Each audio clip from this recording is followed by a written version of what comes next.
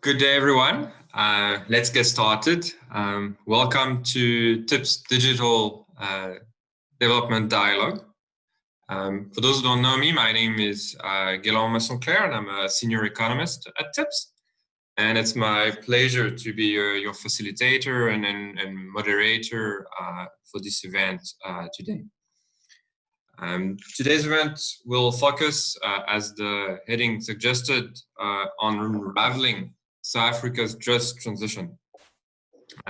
As you know, the world has embarked on a transition to a more sustainable model of development, which strives to merge economic development, social progress, as well as environmental preservation. In short, that means really trying to move to a world that is low carbon, moving away from fossil fuels, that is resource efficient, but that is also socially inclusive, reducing inequality and poverty. It's, of course, very relevant to the South African context. South Africa is a very carbon-intensive economy, one of the most carbon-intensive in the world, and also one of the most unequal societies worldwide. This ideal or sort of utopia of a sustainable development, however, faces many tensions. Vested interests are pushing back, and the risk of an unequitable transition is real. A transition that would primarily benefit high-income households and big business is very real. That is true worldwide, and that is true in South Africa. In other words, ensuring a just transition should be a conscious choice. It will not happen automatically. And we're very pleased to have with us really a great panel this morning in South Africa, or afternoon for some of you, to really discuss those issues today. So let me just run through quickly the program for the next couple of hours. We'll have a short introduction from TIPS on some background information on just transition to make sure that everybody is on the same page and that will level the playing field in terms of knowledge. And then we'll move into a dialogue between our four eminent thinkers and practitioners of the just transition in South Africa. We'll give them each 10 minutes to lay some initial thoughts on what they understand the just transition to be, and why they see some of the fault lines in the just transition between stakeholders. And after that, we'll enter into more interactive dialogue with questions from you, from the floor, and I encourage you to use the chat box as well as the Q&A function to ask your questions. And if we feel brave, we'll even allow you to raise your hand, and then maybe you can ask questions live. Mr. Mitt, I've never tried it before, so we'll have to see if that works well. But without further ado, I'm going to hand the digital floor to my colleague, Mohamed Patel. Mohamed is an economist at TIPS. He's been deeply involved in the work that TIPS has been doing on the vulnerability assessment and the sector job resilience plan, where he was a lead author on the plan for the coal value chain. And he will just introduce, I guess, the topic of a just transition very briefly before we move into the rest of our discussion. Mohamed, it was yours.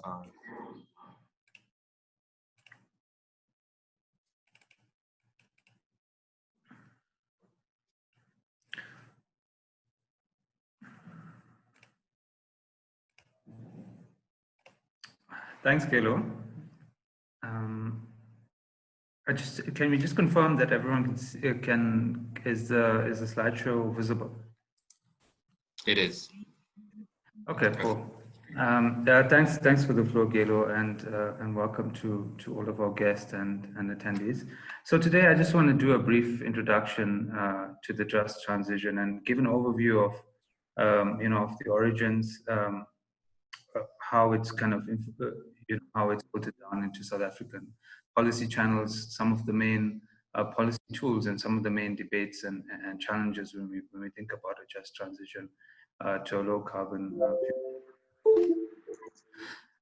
So the origins of the just transition are really in the 1970s in the US, when climate policies around toxic cleanup were found to exclude low-income and minority groups.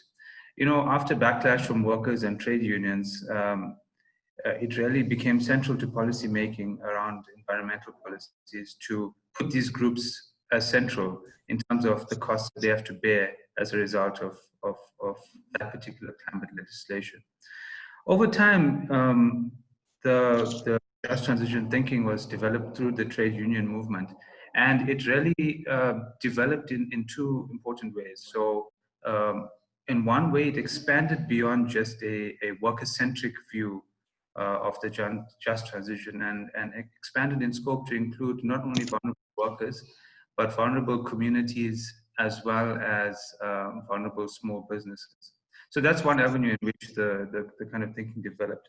The other way in which it developed was it moved beyond just looking at a specific environmental policy, or in that case it was toxic cleanup, to consider more broader climate impacts, and specifically around climate change. So those are interesting avenues in which the just transition thought and narrative developed. And increasingly over time, this type of thinking was taken through international and global channels. So trade unions took the just transition thinking into dialogues and discussions with UN bodies and other organizations, to the extent that in the mid-2010s, the ILO published guidelines for just transition, which was regarded as an important document for stakeholders. It also provided inspiration for the UN SDGs and made it to the preamble of the Paris Agreement. A number of historic coal-producing countries as well have adopted the just transition thinking into their policy making, most notably Germany and Australia, but there are a number of other countries as well. So the just transition thinking has been around in South Africa for some time, and it's been through some important policy channels. We can trace it as far back as 2011, where it featured quite strongly in COSATU's policy framework on climate change. The just transition is a crucial component of the MPC process, and I'm sure Tasneem will shed more light on this, as part of long-term development and planning for our economy. It was a central framework in the NIVA SJRP work, which we were involved in, and where we looked not only at the coal value chain, but other value chains such as tourism and agriculture. It also features as an imperative in the IRP with respect to the decommissioning of Eskom's coal power stations. It features in the DPE roadmap for Eskom in a reformed electricity supply industry. And recently, coming from the 2018 Job Summit, there's provisions for an independent entity under the presidency to really drive the just transition in South Africa, which is important and something that I'll mention again when we talk about the policy tools that are required for such a framework and such a position to succeed. So from a conceptual point of view, the just transition is framed as a framework that's inclusive in its process and its outcome, and there's a very strong emphasis on social dialogue. So providing power and agency to the most vulnerable in society to charter their future. Protection is mainly devoted to two groups. The first are vulnerable groups, so vulnerable workers, small businesses, and communities that face declining economic activity from climate change impacts, as well as vulnerable and low-income consumers that potentially have to face higher energy prices through mitigation legislation or climate change legislation more broadly, such as carbon taxes. There's an implicit assumption that these low-income groups have very limited ability to adjust to climate change impacts when they do happen. And it's also assumed that they typically are not placed at the forefront of policy when we think about environmental legislation. So it's housed in a typical policy reform challenge where policy reformation may place substantial and significant costs in a small group for the benefit of a much larger majority. And the just transition is essentially saying we need to equate these costs across society and not make these vulnerable groups foot the bill for it. The last point is it's important to acknowledge that the just transition is not opposed to environmental reform or to thinking about the environment. It's really about a synergy where we have a goal of a low carbon future, but we don't forget the vulnerable in that process. So, when we talk about the just transition in South Africa, the coal sector is almost synonymous with that discussion because it's the most urgent and the most palpable problem. But the just transition does apply to more broader sectors and industries. It's not just about coal, but the immediate problem is coal. And just to shed some light on the coal industry or the sector in South Africa, throughout the value chain, we're talking about in excess of 120,000 workers. A large proportion of these are coal miners, and they are quite vulnerable in terms of their financial resources. The fact that most of them are low to semi-skilled, and in terms of education, majority have a matric or less. So this results in limited mobility for them in the labor market. And when you combine this with a feature of the South African coal value chain, which is not unique to South Africa, I mean, it happens throughout the world, you have specific regions that are highly geared towards the mining value chain. And these economies tend to be highly undiversified. So the coal economic activities are either directly linked to the coal value chain or supporting the coal value chain. So there's not much else that happens besides that. So in South Africa, those municipalities are largely four where most of the coal value chain is concentrated. It's Emalahleni, Steve Schwete, Msukaligwa, and Governor Mbeki. So it points to a significant problem in that when the coal economy declines, there's not much in terms of economic alternatives that are currently available in those regions. It's also important to note that the value chain is incredibly important for South Africa and feeds into a number of downstream industries, most notably electricity generation and Sasol's petrochemical processes. Now, when you look at the types of policy tools that have been developed to enable a just transition, there's a few of them. On the top, we have the active labor market policies and social protection. And these are largely geared towards workers and small businesses and concern policy tools like retraining and reskilling, job placement services, temporary income support, the potential for early retirements or voluntary retrenchments. They largely focus on enabling workers to maintain their livelihoods and to transition into alternate economic activities. But in practice, this is not sufficient, especially when you combine that with the characteristics of these local mining economies, in the sense that there's not much in terms of economic alternatives. So the bottom two squares, which concern promoting technological adjustment and diversifying livelihoods, are important as well. So here, there's a lot of scope for industrial policy to play a role with your traditional industrial policy tools. For example, reducing the regulatory burden around doing business, investing in basic infrastructure, for government to fast track the finding of new opportunities in the just transition narrative. And from experience throughout the world, this involves avenues like developing new economic opportunities through mining rehabilitation, rehabilitating mining land for agriculture, developing renewable energy production, and the like. So those top four squares are the general policy tools that are applied, but what's important for all of these tools to work is an effective structure for coordination and implementation. So it's encouraging to know that the Climate Change Coordinating Commission is, there are steps being taken to institutionalize that entity. And you really need something that's dedicated towards the just transition.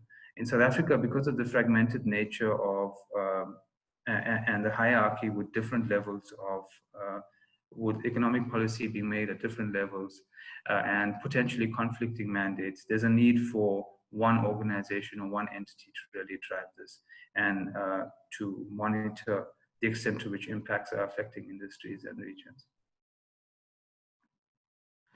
So finally, just some points to think about in terms of debates and obstacles that arise when we talk about the just transition. On the debates front, there is a debate around who the vulnerable are. So is it just a focus on the affected workers, for example, that are linked to fossil fuel-based industries? Is the focus on those that are going to be employed in the future in the region? Is there a focus on those that are potentially going to pay higher energy prices? So depending on where the focus lies, the policy support and avenues that are going to be implemented will differ. So for example, if we prioritize affected workers in the coal value chain, you may see policy leaning more on active labor market policies, for example. If we're concerned more about future jobs, there may be more emphasis on developing new industries and creating the right incentives for that. There's also debate about the relative importance of affected workers. So in South Africa, and this is not unique to South Africa, in many parts of the world, you find that coal miners generally, for their level of education, tend to be paid more than the median wage in the formal economy, and this is the case in South Africa as well. And there's a potential debate there with respect to should you be supporting coal miners? Are there not others that are less privileged than coal miners in the economy? Usually, the supports channeled to these workers for social and political cohesion, but that's also a debate in the literature as well. In terms of obstacles, when we talk about a just transition, it's incredibly resource intensive. So there needs to be a large fiscal allocation that comes from the state budget for these programs to work. In more developed countries, you find a lot of resources being devoted to these plans. However, in generally lower income countries, specific elements of the or core elements are focused on, for example, active labor market policies, and it tends to be done on a much smaller scale. So questions arise as to the extent to which it actually makes a difference. But it's important to note that a sizable amount of funding is required for such a process. The second part, and I think this is the point I mentioned earlier, proponents of the just transition really put emphasis on the social dialogue element, and this really changes the way in which decision making is done. So it shifts decision making from the state and the private sector and unions to a more inclusive process that involves communities and people on the ground. And what this requires is the appropriate skills and expertise and resources being devoted to, allocating sufficient amount of time for this engagement, sufficient resources for pulling people together and sharing meetings. There needs to be appropriate mandating mechanisms to say who's responsible for what and how decisions get made. And finally, you need to have the appropriate mediation and dispute settlement mechanisms in the case, and it's often the case, where stakeholder views do not align. So I think that's, from me, a sort of primer on the just transition, and I think we can move it forward. Thanks a lot, Mohamed, for those initial points. A lot of food for thought, I think, for everyone, just to reflect about. I just want to again encourage everyone to use the Q&A to ask particular questions. You can also use the chat box to introduce yourself, and that's all the tools that are available would be useful to do that. But let me now hand over to our first panelist, Tasneem Essop. Tasneem is the commissioner or commissioner in the National Planning Commission. She's so to speak, the mother of Chapter 5 in the National Development Plan. But she's also the executive director of the Climate Action Network and the director of an initiative called Energy Democracy Initiative in South Africa. So like many of us, she has multiple hats. And we really welcome her warmly today to give us a bit of perspective from her side. The NPC, as Mohammed mentioned, has been a key player in shaping and the just transition thinking in the country, and we really welcome your thought, Tasneem, on this. The floor is yours.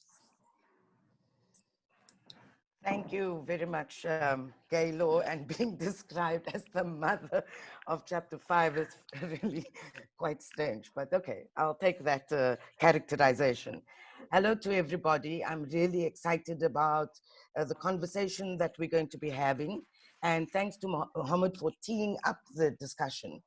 I do want to say, because it hasn't actually been explicitly mentioned, that the National Planning Commission actually drove a nearly 2-year social partner dialogue process in the country that was actually done in a bottom-up way. We held these dialogues in every single province in the country. We held dialogues with certain constituencies, so the youth, labor, even the energy intensive users group, etc. So we had quite a comprehensive and intensive 2-year program on the just transition.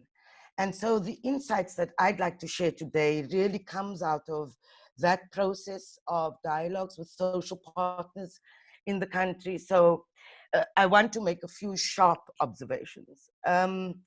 Of course, recognizing, as we did in the National Planning Commission, that the concept of a just transition emerged out of the union movement. And in fact, labor should lead the processes of a just transition. What we did, and as Mohammed indicated, the concept and the application has been broadened since the original thinking around this. And it really gets applied to moments of great disruption and great change, transitions. And so in this instance, the just transition, of course, is being applied to the massive transformations that we are going to need to take to address climate change. So reaching a zero carbon economy by 2050, for example, requires really radical transformations of our economies and societies. It's not, going to be a simple transition. But we are living through times of great disruption caused by the COVID coronavirus pandemic. And so this big moments of disruption really are times when the concept of a just transition would be important and actually should be front and center of any plans to address these kinds of crises. So the NPC had an approach that was society-wide and economy-wide. We didn't call our process a just energy transition per se, because we believed that it needed to be an economy-wide approach, and of course, focusing on some of the key sectors like energy, like land use, like water within that. So, and the reason we did that was quite clear. Often people considered, if you focused on a just energy transition, we'll shift, transition out of coal and shift all those jobs, for example, into renewables, which is absolutely not going to be possible. I mean, we should just be clear about that. And that's the reason we have an economy-wide approach, because we have to look at diversifying the wider economy, in fact, transforming much of our economy, and then looking at other opportunities beyond the energy sector. So a sectoral approach specifically that is not located within the wider economy approach is not going to actually ensure that justice is served. which brings me to the next point. Everybody is talking about just transition, and everything is being characterized as just transition. Very much like the concept of sustainable development, it became the sexy concept. Everybody spoke about it, and everybody had different understandings of the just transition. So I really want to be clear.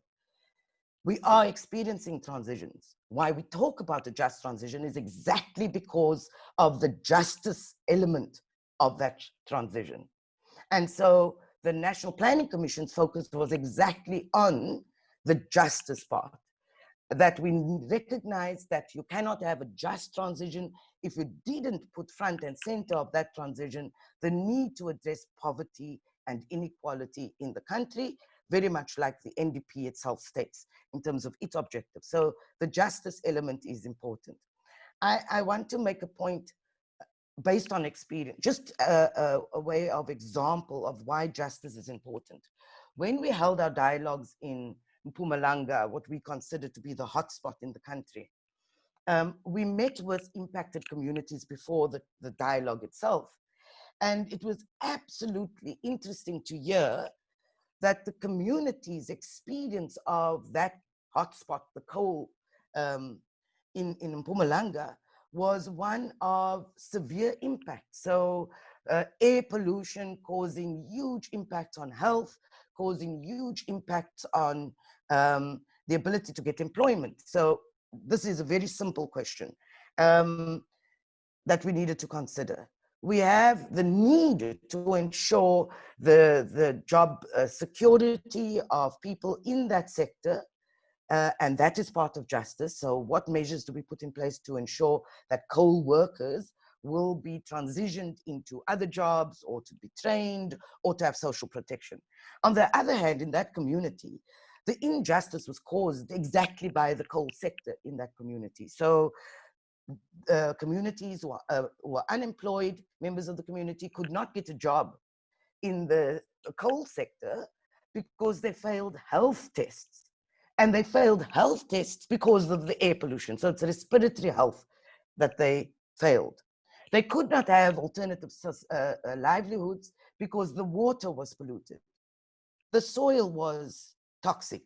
And so there's another perspective of justice that we have to factor in when we're dealing with a just transition. There's not just one perspective. We need to look at different experiences of impacts across communities and workers, and of course businesses, etc. So the justice element is really important. Another dimension of justice, Mohammed, comes to the point that you made, of course, that we are all very, and rightly so, focused on the coal sector. And so when we went to another province, the Free State, and this applies to the Northwest as well as others, we were told that about, and the figures might be wrong, but about 48,000 farm workers had lost their jobs already due to drought in that region. And we know when we had the drought in many parts of the country, that impacted on other sectors, for example, the tourism, etc.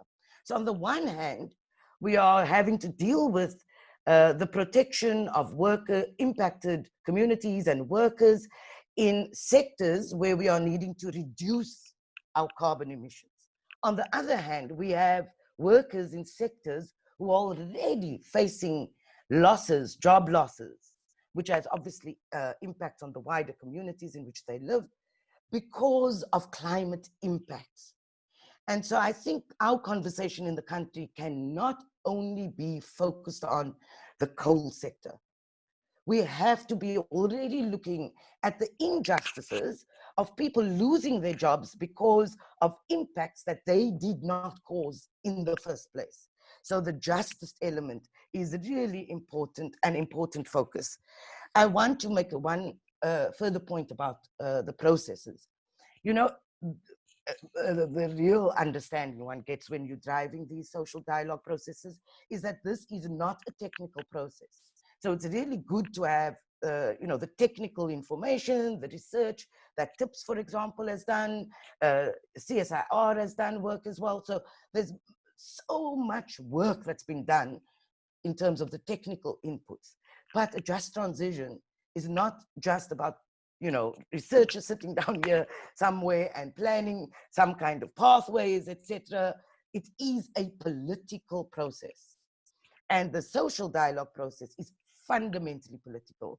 And so it is something that we have to consider in terms of the differing interests, and as I gave you concrete examples of that comes to the table, the vested interests that come to the table, the power differentiation at the table, so highly resourced businesses and their voices, for example, versus impacted communities who are really not resourced to come to big decision-making tables, etc.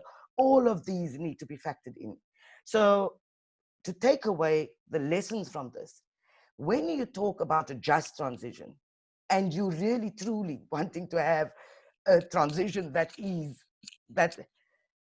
just, then you have to look at the process. The process itself has to be just. It has to be inclusive. It cannot just be decisions being made by government somewhere in a department focusing on a very narrow sector.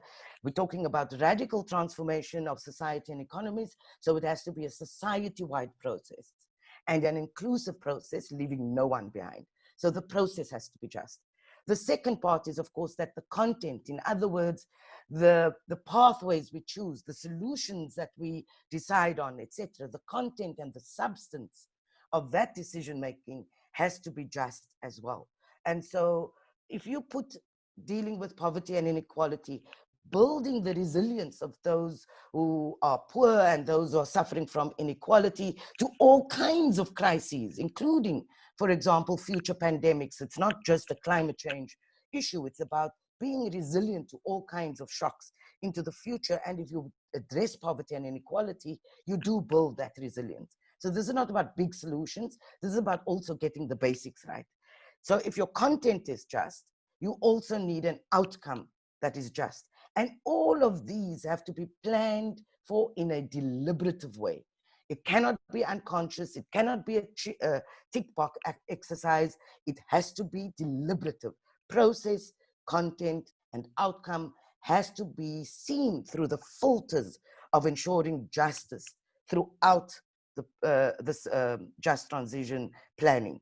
So I'm not sure how long I've spoken for, Kaylo. I mean, I can, of course, talk much more about this, but I think that the last point I want to make is to firstly say very clearly that climate change is not an environmental issue, for sure. It is a deeply political, economic, societal rights issue. And hence, we need to treat the issues of transitioning as a justice issue. Secondly, we are now facing one of the biggest disruptions we've experienced probably in our lifetimes. And so learning from these different crises is going to be important. And I would think that the next step for us in this country is to look at how we use the so-called economic recovery packages that is being proposed in this country as a way of addressing multiple crises.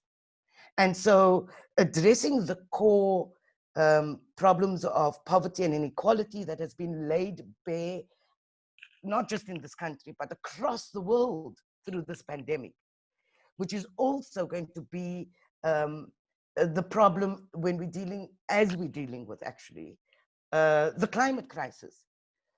It's going to be important to connect all of these, and that what we're planning for in this recovery period has to be solutions that is sustainable enough beyond the pandemic, but deals with the multiple crises that we face in the world. And so our solutions really have to be directed towards a better economy that is builds resilience of those who are most vulnerable, especially the poor and those suffering from inequality, that it has to be just, that it doesn't have to be big. You know, we all have this idea in South Africa that our solutions are going to be through big infrastructure. We must build big roads and big everything. Really getting the basics right, making sure that we have spatial justice, making sure our human settlements are dealt with in a way that, as you see in the pandemic, are not so dense that people cannot actually deal with crises, dealing with health, dealing with education. These are all issues and matters that builds resilience for any crises that we have to deal with.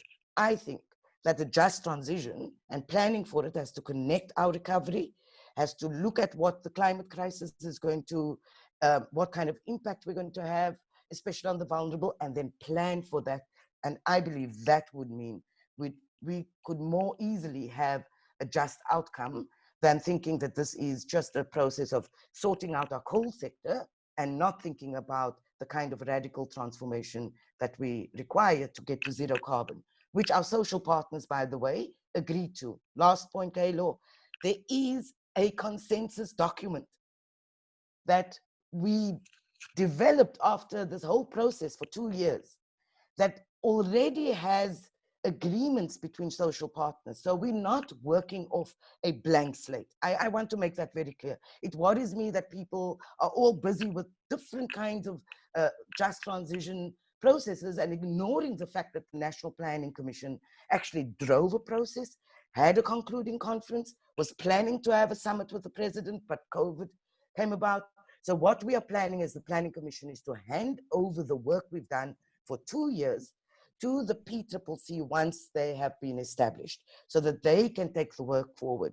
This cannot be done in a piecemeal way. It has to be a real planned, inclusive process, and we think the PCCC can drive that going forward.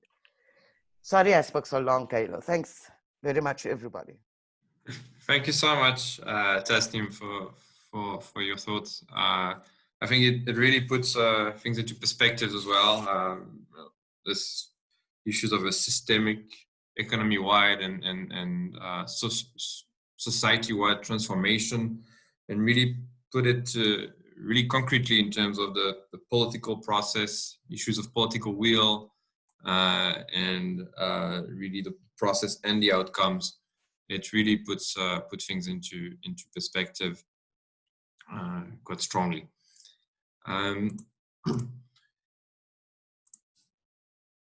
Moving on, I was gonna share the floor to Hameda, but she is just disconnected, probably having a small connection problem.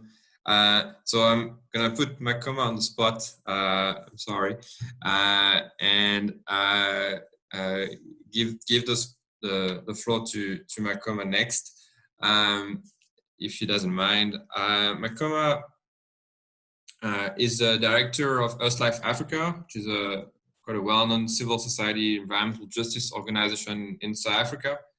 And she's been at the forefront, really, of the climate justice movement for decades now, really. And has notably received some awards and prizes for our work and our fights for a number of decades. So really pleased to have you with us today, Makoma, to share your thoughts for about 10 minutes to start. Thanks, Makoma. Thank you. Good morning to everyone. It's just very difficult to speak after Tasneem has spoken, but I will try also to not put issues in a different way. The just transition in South Africa, it's long overdue. The scene has been set by multiple processes through the National Planning Commission. All what is needed now is concrete actions, and those concrete actions should not just be reduced to debates. As Tasneem has alluded, climate change, environmental injustice, poverty and inequality are drivers of a just transition. Experiences of ordinary South Africans on the ground demand a just transition, which is long overdue. And with the just transition, we are imagining a society that is built on all being part of shaping a socio-economic system that will be based on solidarity that serves people, not profit. Imagining this just transition, or imagining this socio-economic system, there are actions that are needed. For an example, we need a new energy system that would create jobs, and that is renewable energy that would transform all this. But this renewable energy that we're imagining, it's not just a replacement of fossil fuels within the same large scale, centralized, for-profit only system. We all are aware that renewable energy can be dispersed at small scales, and it makes them attractive as building blocks for a new system based on local democratic control. The socially owned low carbon energy generation, which will ultimately alleviate energy poverty. We also imagine through this just transition, a new food economy. As we are aware now that we are food insecure, and that is also due to the fossil fuels industry that is taking people's land, that is polluting our water, and this new food economy would bring that kind of holistic just transition that we're looking forward to. With just transition, we also are envisioning a healthier transport economy, not the kind of transport economy that we have now. So holistically, when we speak about a just transition, as imagining as ordinary South African, it's that just transition that will improve our lives and not from what we're experiencing at the present moment. The term just transition has been adopted by a government, and we see it as a very, very slow transition to the so-called clean coal, or bringing a range of technologies challenging what it means to be human. If we are human, or we have that holistic life, we won't be food secure, we would have climate-wise housing, would have healthcare transport economy, would see a restoration of the ecosystem that has been destroyed by the fossil fuel industries, particularly the coal industries. There has been a slide on what is actually happening in Mpumalanga, and Tasneem has also shared with us as to what her experiences and what she's heard from the people in those areas as to what do they go through on a day-and-day basis. The historic Paris Agreement notes in its preambles the links to climate change and a just transition. And we've seen our government also having nationally, in the nationally determined contribution, the concept of a just transition that is moving from how the energy system is now like, and how we can move away from that so that we can bring about a low carbon economy. But most of all, the just transition is about changing relations of power between people to create a more equal society where people can live with each other and with the planet. The just transition has has got different meanings to different people. And through the National Planning Commission process, we've seen trust being built from people of different ideas, different views. So all what we need now is for us to come together and think about or imagine a future where all living beings would live in a harmonious way and not what we experience now, environmental degradation that is continuously destroying the planet. There has been, it's very contentious to speak about just transition since we have different views. But we've seen that in many times when people speak about just transition, at the local level, people are thinking about how am I going to improve my life? how am I going to live that kind of life that would not leave environmental degradation burdens for the future generations. But all in all, the just transition discussion and the just transition imagination, it's what all of us have got to be embedded in, because we're not just embedding ourselves in moving away from the energy system that we have now. It's also ensuring that we mitigate against climate change. It's also ensuring that we deal with poverty issues and equality issues that are besetting us. Thank you very much.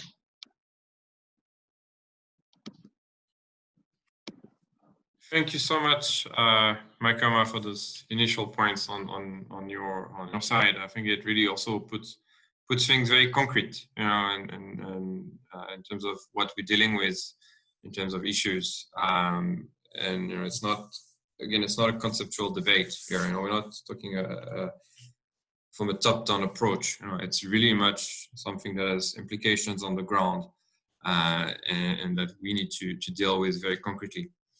I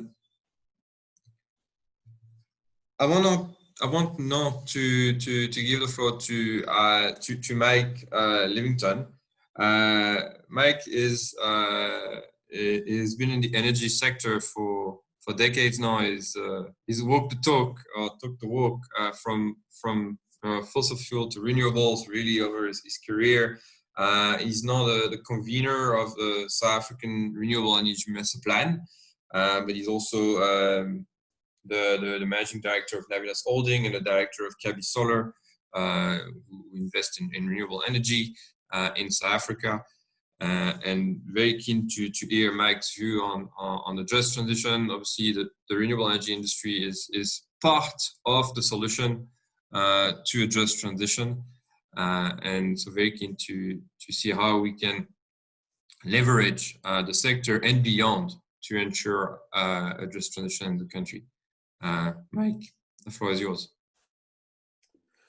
Hi, thanks, Gaylor, and welcome everybody. I'd say my experience of the just transition is probably over a much shorter time frame than my two previous speakers. As Gaylor has indicated, I've been involved in investment banking. And have been involved in both coal, nuclear, and the liquid fuel sector. And I say for the last 10 years in particular, renewable energy. But I think a lot of my comments here today will come from reflections of particularly having been involved in fora such as BUSA and NEDLAC, as to give some reflections around the just transition. And probably the just energy transition, because I think that's really where renewable energy sort of plays a role. I will try and sort of give some balance between, I guess, maybe my personal views of where business in a wider sense looks at the process and where sort of renewable energy does as well. I would say, certainly from my perspective, the whole kind of discussion around the just transition is one that's really only arisen over the last couple of years, and when I say within a business, within the business perspective, and I think one of the real kind of issues is that it became sloganized. So we would sit in fora like NEDLAC or even in BUSA, and you would say, yes, there must be a just transition. I think you've heard at least two. I've heard at least Minister Gordhan and Minister Mantash talk about the just transition.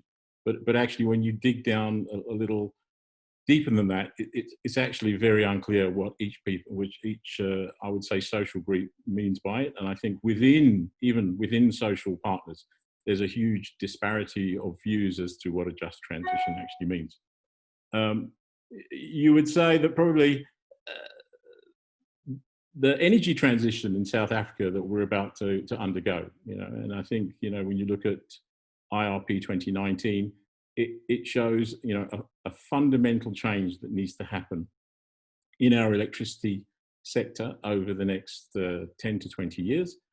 And and you would say business probably as a whole has had I think has had experience, let's say through the first and maybe you can call it democratic transition after 94, I guess through, BE rules, through SLP plans, through SED plans, as to a transition. Now, the question whether you'd have to ask is whether the last 6 years of those type of plans and processes have been a successful one, and whether that's been just.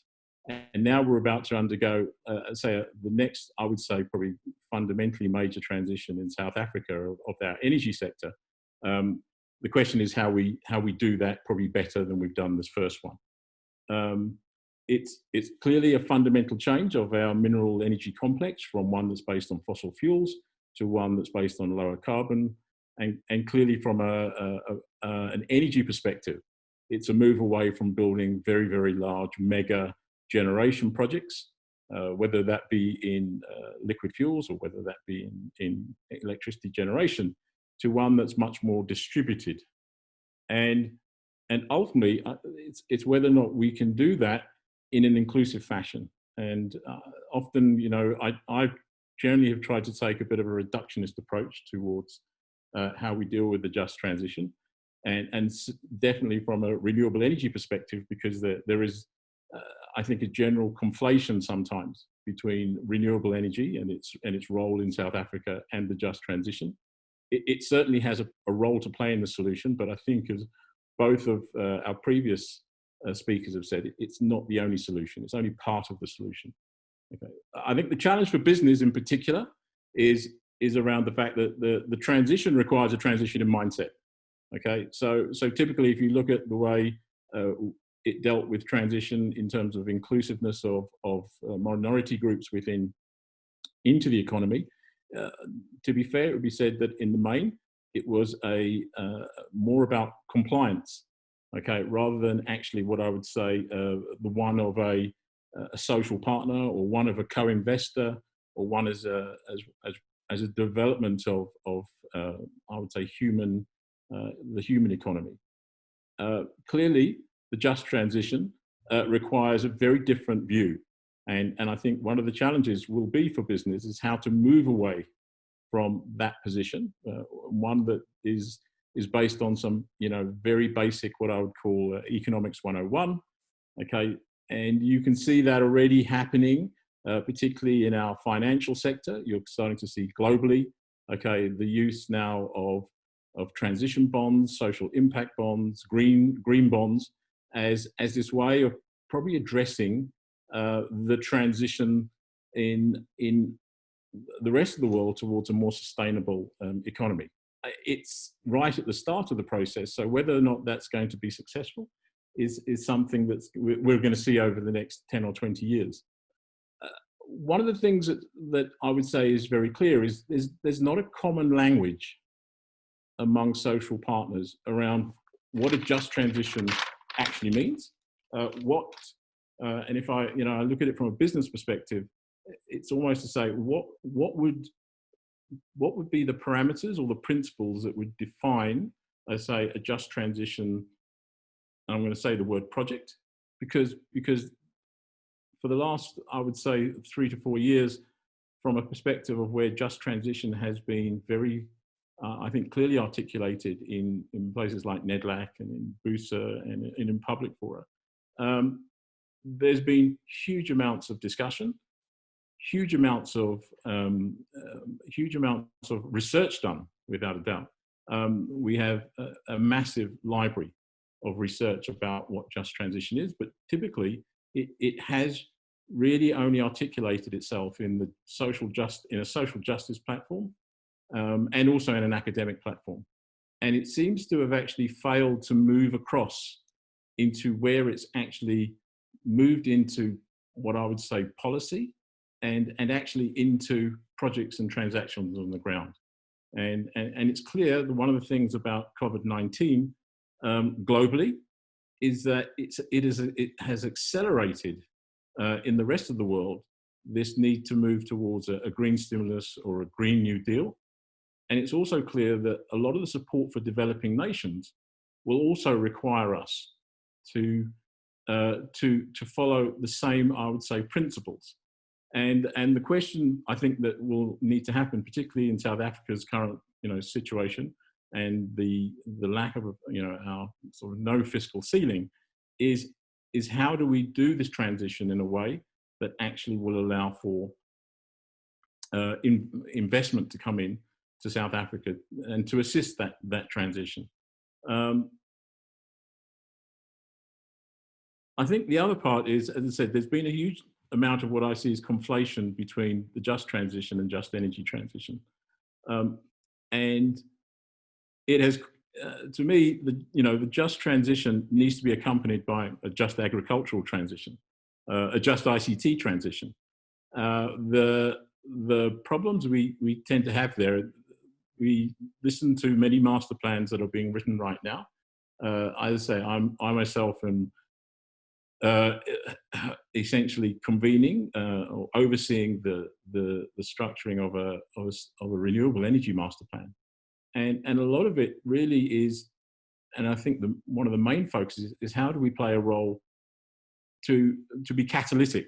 I think in a just transition, we clearly can't be it, but we certainly can play a very strong role, I think, in helping a just transition happen.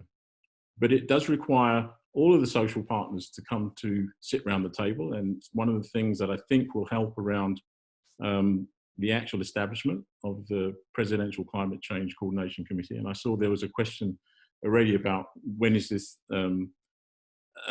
body going to be established, and I think everybody is waiting for that, because there is a large number of initiatives going on that are all talking their own views of the just transition. To some extent, what we're trying to do in the master plan, it really talks to, I think, just transition principles. The NBI are putting together a just transition process, and there are many others. The question is, what is the platform that is going to, or what's the convening platform that's going to be created for all of these plans and all of these viewpoints to come together, okay, to try and firstly say, what is the common vision or outcome that we want to achieve? Okay, what is a common definition? And because once we have a common definition, we can start to at least then understand where are the areas that we agree on, and where are the areas that we don't, and where are the areas where we need to have contestation and to come to some kind of compromise. As I say, it's a very crucial time, I think, particularly in light of what has happened over the last 3 months with regards to the coronavirus pandemic.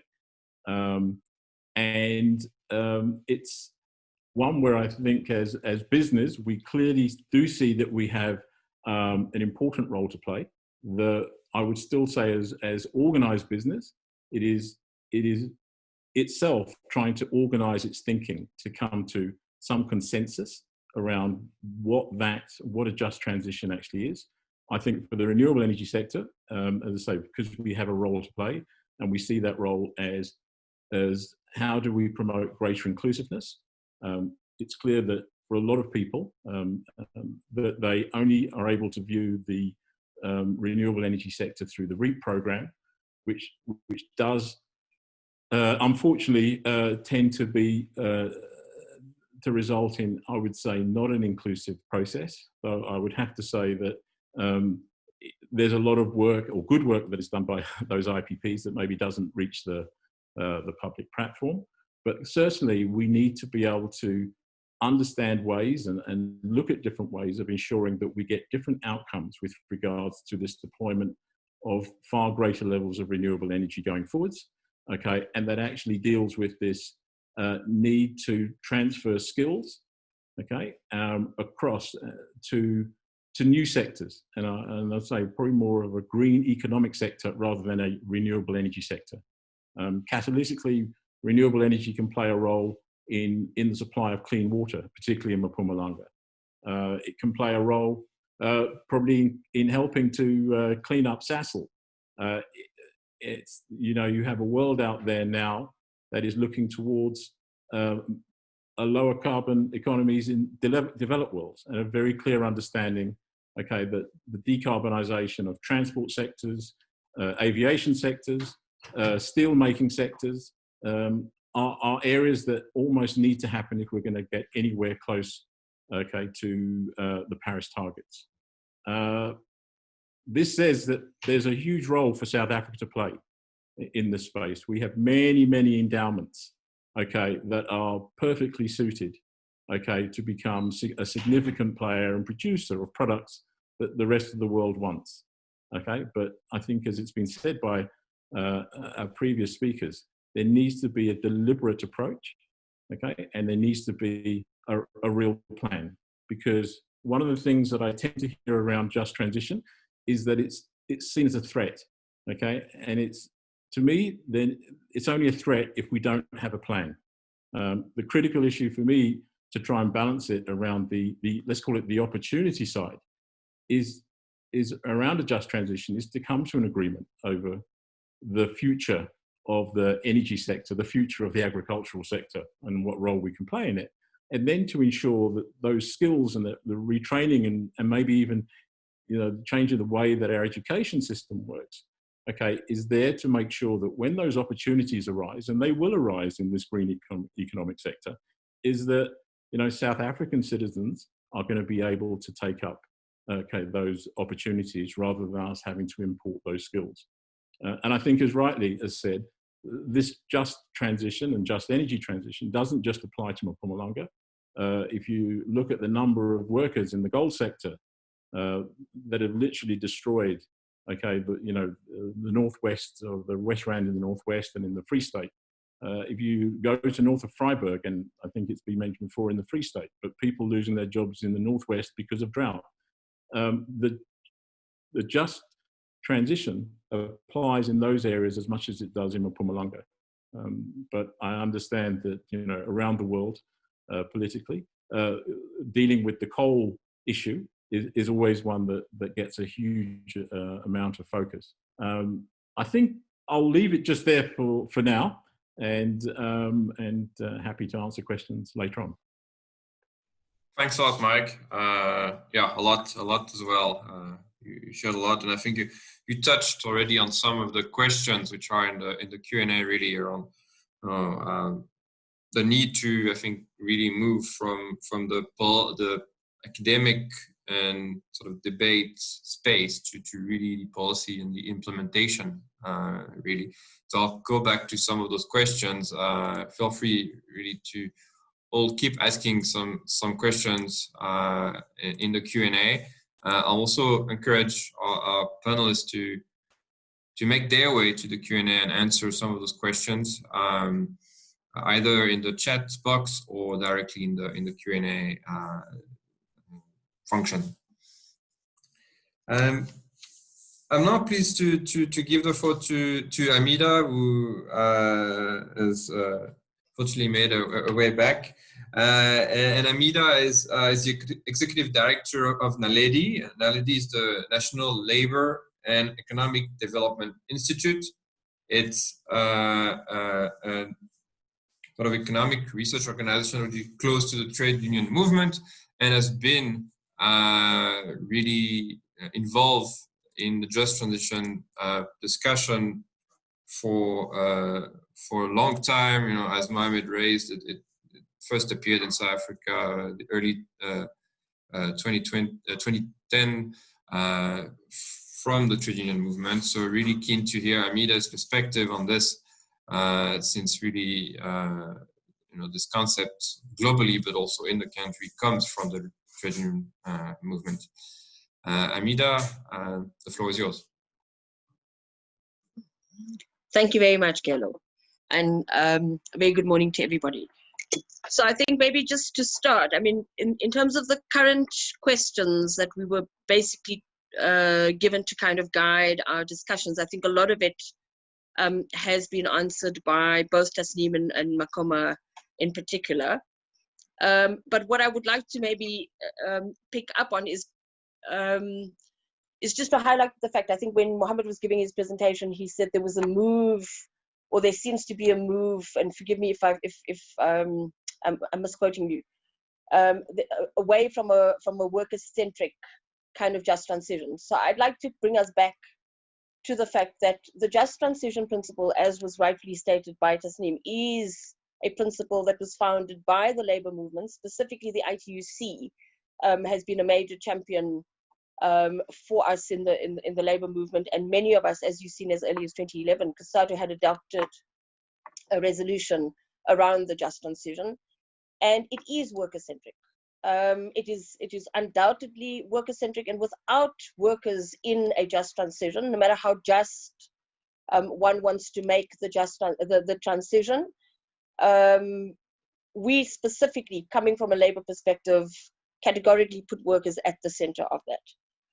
Having said that, we also then recognize that obviously workers come from communities, and obviously in terms from a class analysis, it's the working class in a much broader sense. We recognize the fact that the environment is equally important, as well as the importance for social dialogue. So there has to be discussions between trade unions as representative of workers, workers themselves, communities that workers work with, representative organizations of community voice, government departments, as well as business as an additional social partner. So we definitely support social dialogue and a cohesion towards moving towards a transition. And I think all of the key principles that Tasneem highlighted in terms of what constitutes just would be things that we as Labour would be advocating for. But again, just to emphasize that it would be driven from a Labour perspective, because the alternative world that we want to see is one in which the beneficiation for workers, and we believe once there's multiple beneficiation for workers and their families, that automatically the offspring, both in terms of communities, the environment, business, etc., would be multifold. So I think it's very important just to state that.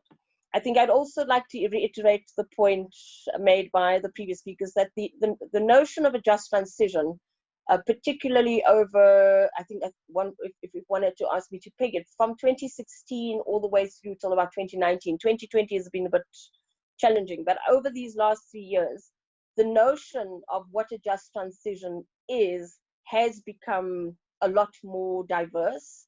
I think from a Labour perspective, we've been enlightened in a way that a lot of different stakeholders have at least begun to recognize that there needs to be a just transition in whichever way that they define it. And this is a much better space to be in than wanting to advocate for the transition that's just simply for the purposes of moving away from high carbon intensive to low carbon intensive. Because the various elements, and I'd like to pick up on the points that Mike had made, is that when you can find conversions on commonalities, despite the fact that there might be political or frameworks or paradigm diversions, if you can find those common grounds and use that as a means towards transitioning to something that we all can identify with and agree to, then that at least becomes the starting point, noting where we're currently in. I'd also like to pick up on the point of the conflation between the just transition and the energy just transition. So I think because if I go back to thinking of how we were engaging with the Department of Environmental Affairs, and I think this somehow picks up on a question that was asked in terms of who should be the driver.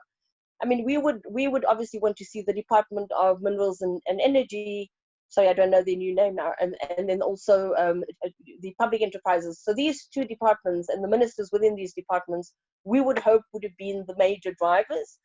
Not to say that we don't think it's an environmental issue and that the Department of Environmental Affairs shouldn't actually be at the forefront, but if one takes the power relations within the government departments and the history of our government departments, noting who South Africa and what the key interests are within these government departments, it's only until recently that the DA, as the Environmental Affairs Department, has actually gotten a lot more flack.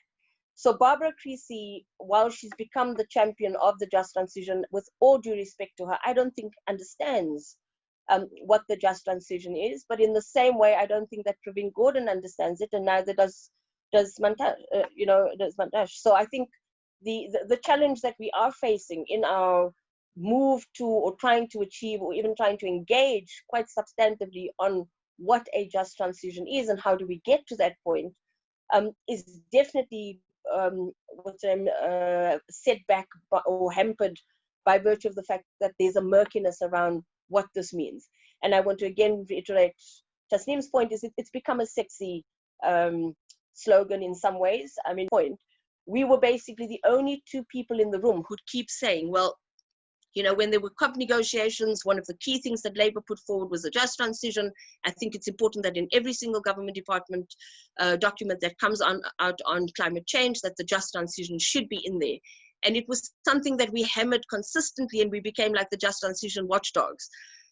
So again, like I'm saying, it's really positive to see that this term is being appropriated, misappropriated in some instances, but definitely at least it's starting this discourse. I also want to maybe just add in relation to the discussions and the dialogues around the just transitions, and with all due respect to the NPC process, I mean, there were processes that happened before that, some of which Tasneem was actually involved in, but also some of which she wasn't. So Labour, in terms of, I think COP16 had engaged quite extensively, and that's why there was a book on, the Kasatu climate change booklet that was published by NALEDI, specifically talking to the issue of a just transition in the context of climate change. I think subsequent to that, a lot of civil society organizations, and I want to give credit and thanks to them because they were really, with the funding that they had available, facilitated really immense and fruitful discussions with Labour, sometimes at the union and an affiliate level, but also at policy level, like WWF, Project 30 by 90, Greenpeace, and many, many others. I mean, they really created, I mean, there was an AIDC process where we actually had a just transition retreat. So there've been substantive engagements amongst us as civil society organizations and Labour, really and truly trying to grapple and not always agreeing, right? I mean, what one has to, and I think what has been missing in the current debate, and I'm known to be controversial or to just put the controversies out there. I mean, there is a paradigm issue. For us as Labour, eco-socialism and a just transition realized in the context of eco-socialism is something that we would advocate for. Somebody from a business perspective and many civil society organizations would say, well, you know, the transitioning from coal, away from coal to, a low carbon economy, which would include, if you want to be specific to renewable energy, with renewables as replacing coal, that for them would be sufficient. And many would argue that in terms of the environment, the air, the positives in relation to people's health, that constitutes a just transition. So, I just want to, I want to also state quite categorically that there are paradigm challenges. And I think depending on the framework from which one comes, we can find ourselves in major contestation. So, for example, if you look at, and maybe also at this point, let me link the issue of the contestation to renewable energy and renewable energy being conflated as the just transition. So when we started engaging on the issue of a just transition, of course, it's exactly the premise that Tasneem had presented, that it was way broader, and the just transition is definitely way broader than just energy. But when one wants to take forward a particular shift, or you're wanting to bring about an engagement and a dialogue so that what you're presenting as a theoretical framework can have relevance, one has to then choose a sector that would demonstrate or would begin to become a practical example of implementation, so that we could follow that example in other sectors. And because there was a lot of discussion around Eskom, we'd seen the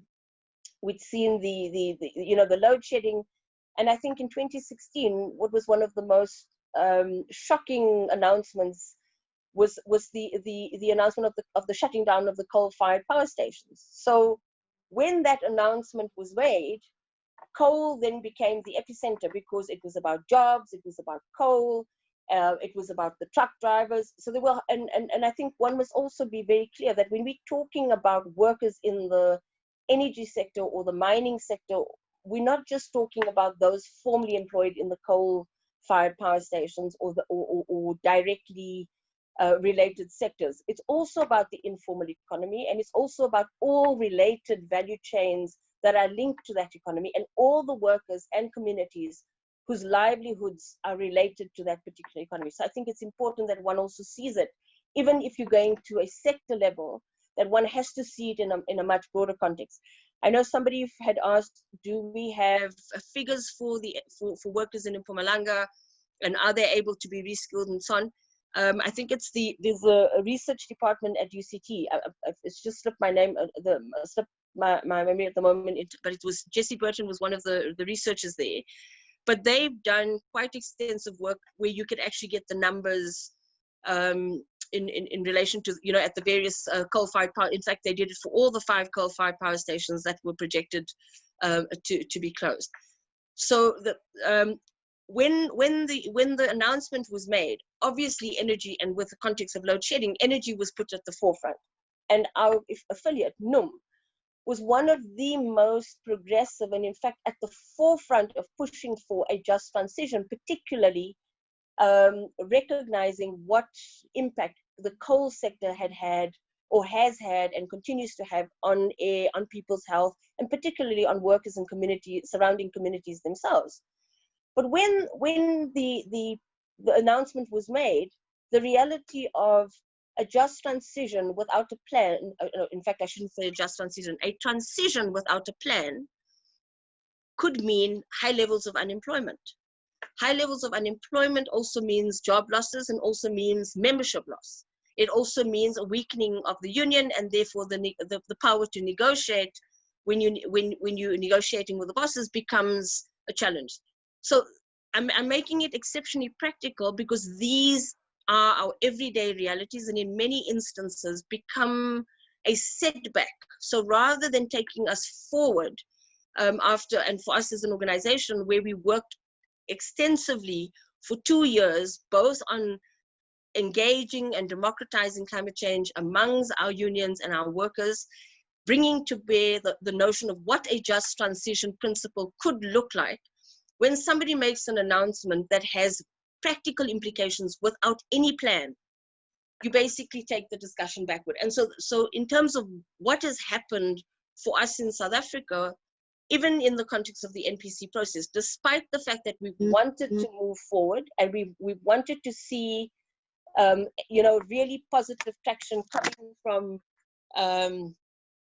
the kinds of discourse and engagements we were having, it unfortunately didn't actually, you know, get realized, particularly because of the practicalities of what this meant. So I want to draw on again the point that Tasneem had made in relation to, you know, their visit to Mpumalanga, and this might have been prior to Hendrina. But when you and I'm going to use Hendrina as a particular case in point, when you decide to close down a coal-fired power station without a plan for a just transition, and I think it is important that we recognize that the closing down of the coal-fired power stations, despite the announcement that was made in 2016 or 2017, this plan was on the table for almost 10 years before that. I could be wrong with the actual number of years, but the point that I'm wanting to make is that it was there. It was in the IRP. People knew that the coal-fired power stations had to be closed at some point based on their lifespan, but there was no plan, absolutely no plan put in place. Now, between that time, we had begun to articulate as Labour a position or a principle calling for a just transition, using the energy sector as a case in point, in where, noting its urgency, that this could become a roadmap and an example of how we could actually achieve a just transition.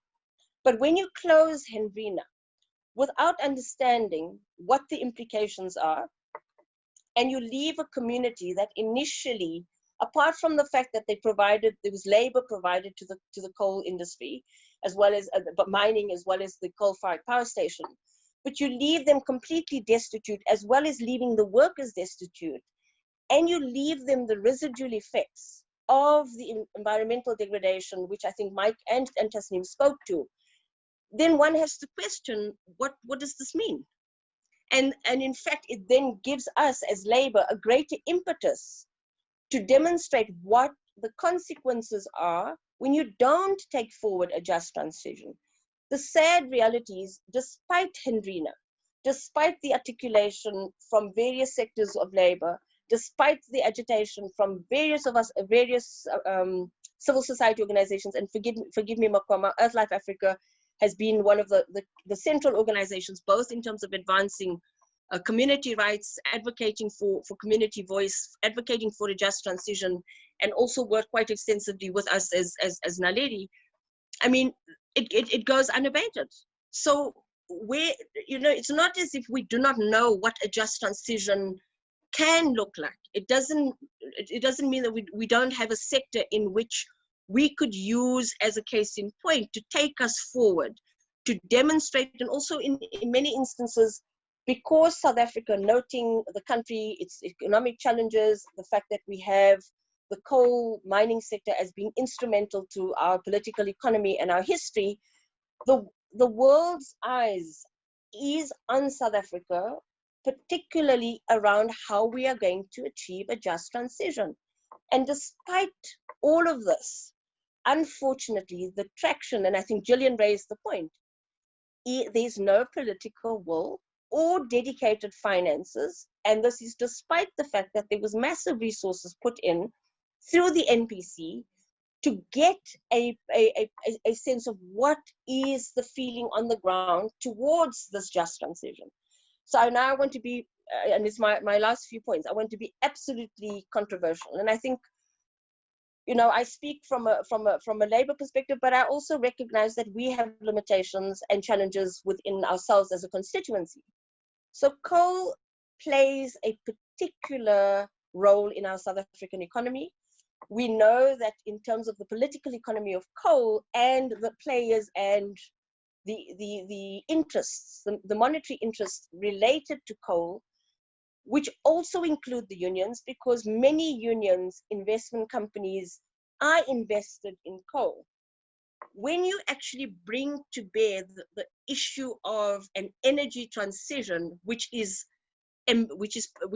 defined or premised on a just transition, and you're talking about moving away from coal, this has major implications for all the players who are deeply invested in coal.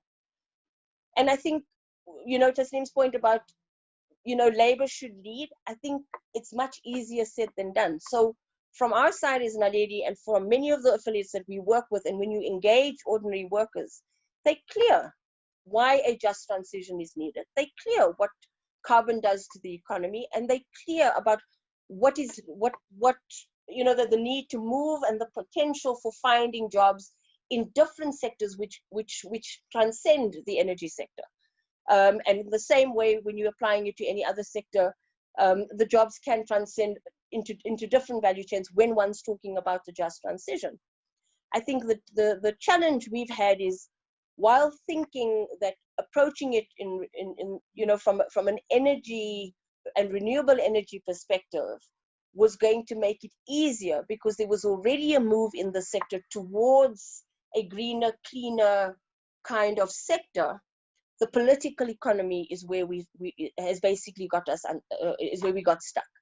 And until the powers that be, who are deeply invested in coal, and I think that's our South African reality, unless the powers that be within the space, and unfortunately, yes, it includes the unions across the federations, unless we consciously and internally recognize and commit on an absolutely principled and realistic level that we are going to move from coal, and that this would mean letting go of our investments and moving into something that's way better in order to realize the just transition. It's either that, or we'll have to focus on another sector, but I don't think we would achieve the necessary traction, because of who the government departments are, but also the different challenges that one would have within the various sectors. So yeah, I'd leave it at that. Thank you very much. Thank you so much, Hameda, for this very frank and open input, really.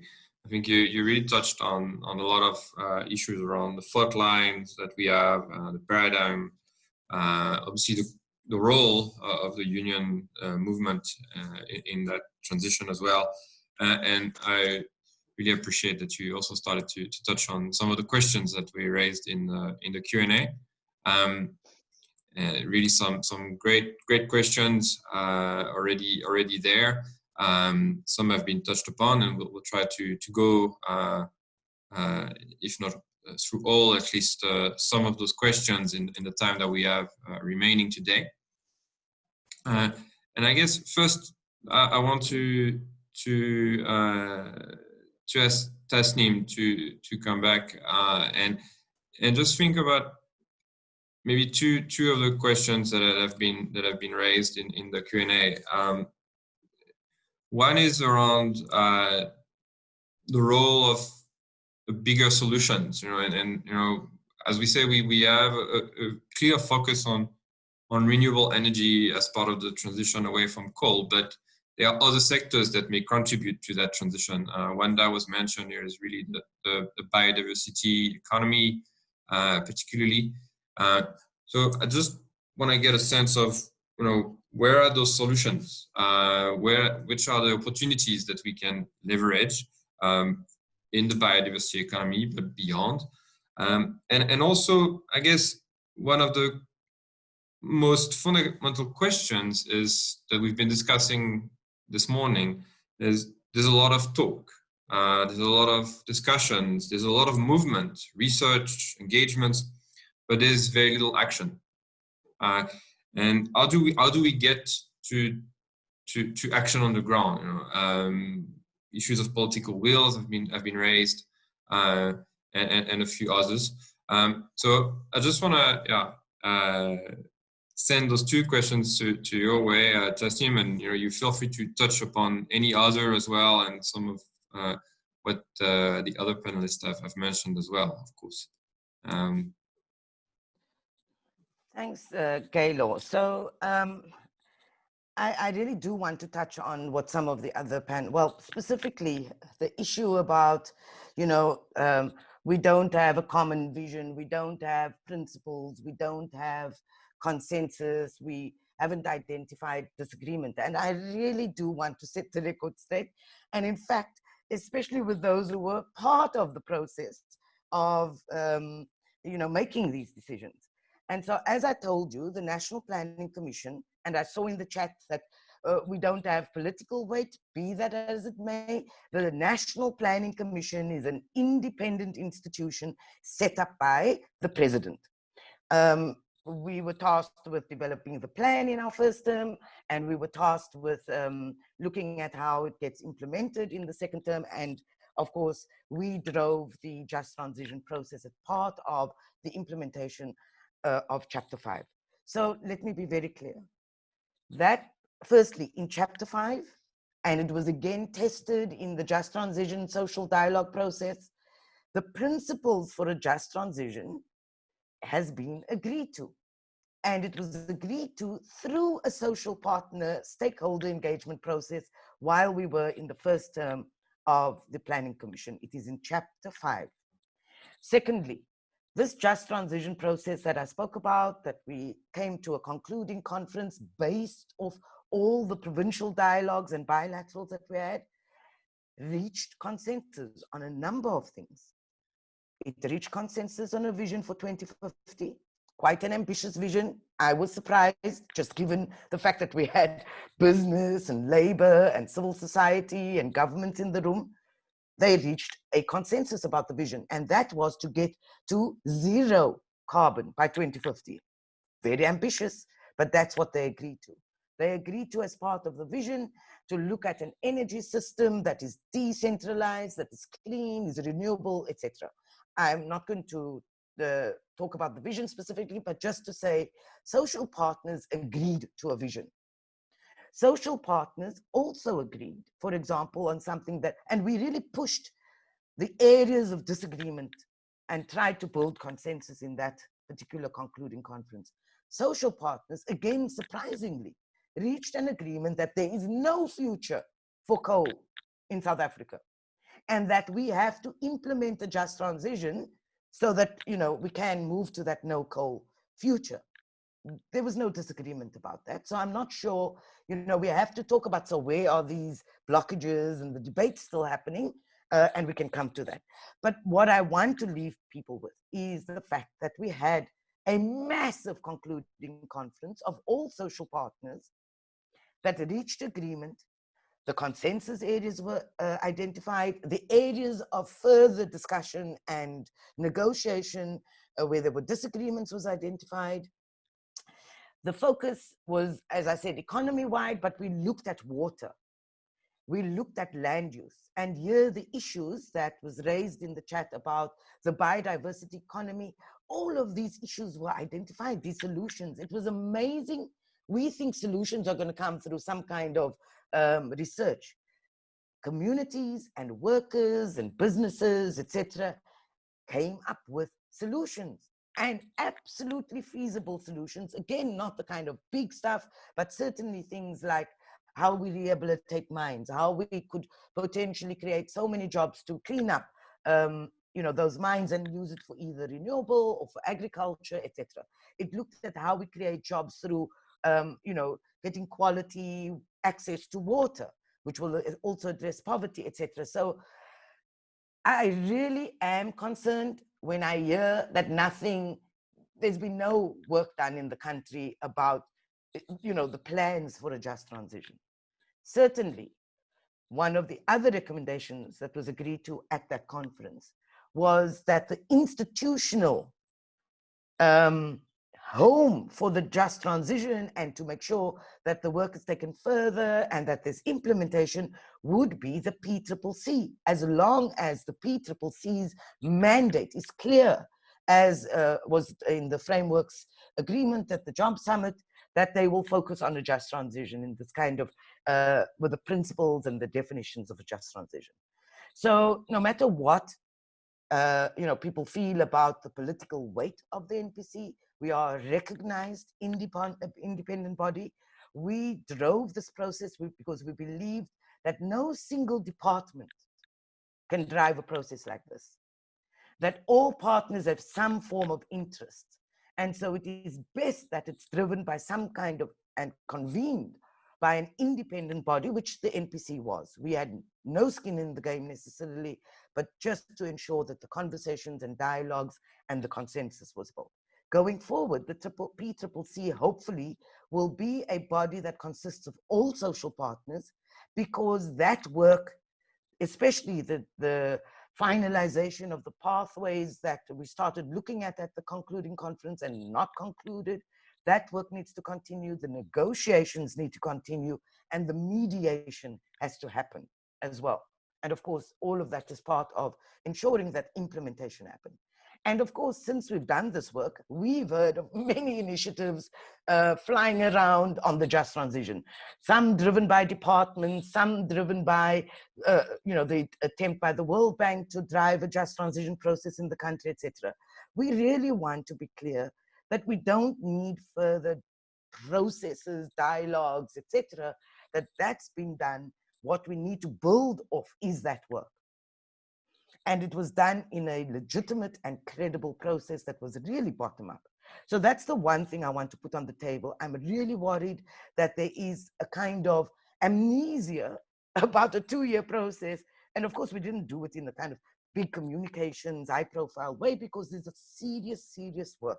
And we wanted to be really credible in the way we approached it. So Galo, I want to put that on the table. I think in my response now, I have covered the fact that the land use was a big sector that we looked at. So the biodiversity economy and the solutions that it brings is captured within the work that was done in those dialogues and in the concluding document. It's there and it can be built off and strengthened, of course. The last point I want to make, well, 2 last points. There was also 2 concrete decisions we took at the concluding conference.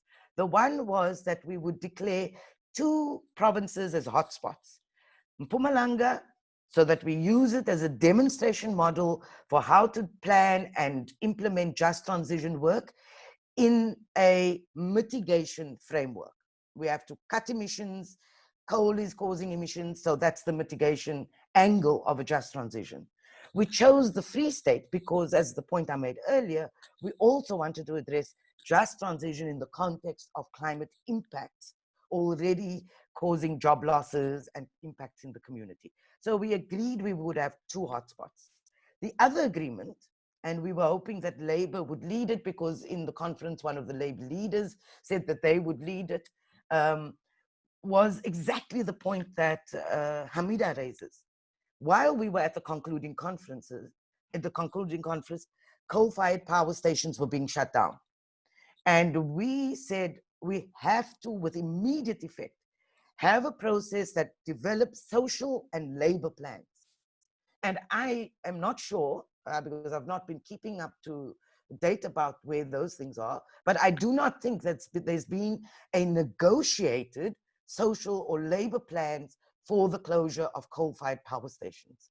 And I heard, I'm not sure, that Eskom is now developing those plans, which just makes a mockery of the just transition in terms of the way we've defined it, in the way we've understood it, and in terms of the fundamental word in this concept, just, and just again.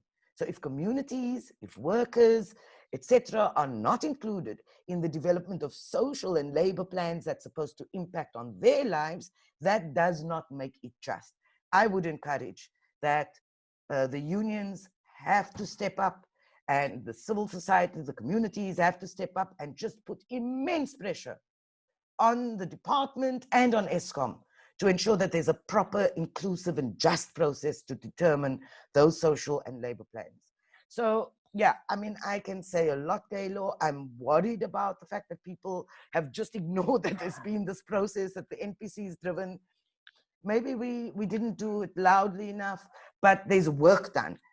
And all these ad hoc or different initiatives have to be cohered within that. Otherwise, we are not really serious about the just transition. And we are hoping the PCCC will just get set up and that it is going to roll up its sleeve and deliver and implement, because there's not much, the dialogues have happened.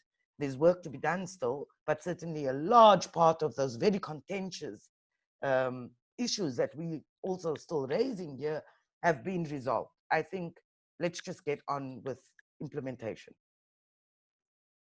Thanks, Tasneem, and thanks for clarifying a number of issues. There's a lot of people that have been asking about the consensus documents. So I think we'll make sure that we circulate it after this event to everyone who has RSVP to the event today. These are documents that are accessible, and we'll make them available to everyone. And I want to turn to Mike and pick up where Tasneem left it, I guess, in terms of it's now the time for implementation, and there's a lot of talks, obviously, in the renewable energy industry, but beyond as well. I think it will be, business will be important in that transition. It will be at the core, be it from the coal side to the alternative solutions that are going to be developed in renewable energy, but beyond that as well. How do we get to implementation? Like, what are some of the avenues that I guess business is exploring in that process? Because we're hearing it, tired of too much talk and not enough action on the ground. Yes, I do think. Look, I guess one of the major challenges we have in South Africa is that our energy markets per se are probably some of the most regulated markets out there. So the capacity to do stuff without, let's put it this way, the permission of either the DMRE or NERSA is reasonably limited. We've seen, I would say we've seen a lot of what I would call, I don't know if the right word is, fugitive solar PV go up on roofs. I think the general view from the industry is that it's probably about almost just under 1,000 megawatts of rooftop PV that went up. I think many of it probably without the full process. But you have seen pressure, particularly from the intensive energy users in South Africa, to say that where Eskom's prices are moving to, that it's going to reflect in greater job losses unless they're able to diversify that risk. And also there's all the issue around supply issues.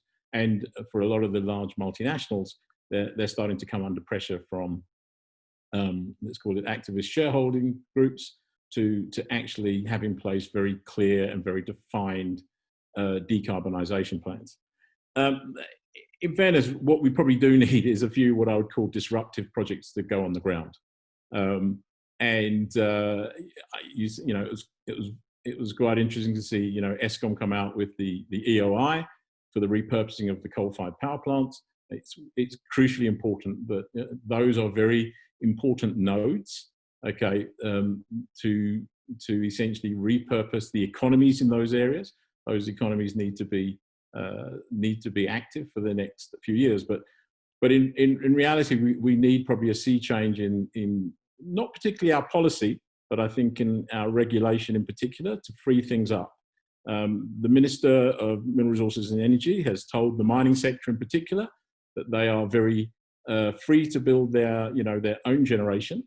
But what we've tended to see is when it comes to those rule changes being made, there are always not quite all the kind of relaxation that there needs to be to make both banks and probably for large corporates comfortable. And it sits within a wider issue, I guess, around, let's call it policy certainty. And I know that's always a very dangerous phrase to use, that most businesses have in South Africa to make investments in 20-year and even longer assets, energy assets.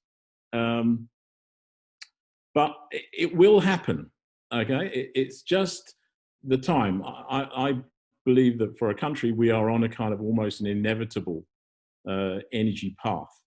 The issue is about the difference between trying to drive with handbrake on or with your foot on the accelerator. And of course, you only put your foot on the accelerator when you know where you're going. And part of the problem that I think we have, particularly, is a lack of clarity of a single vision of what we want to get to by, say, 2050.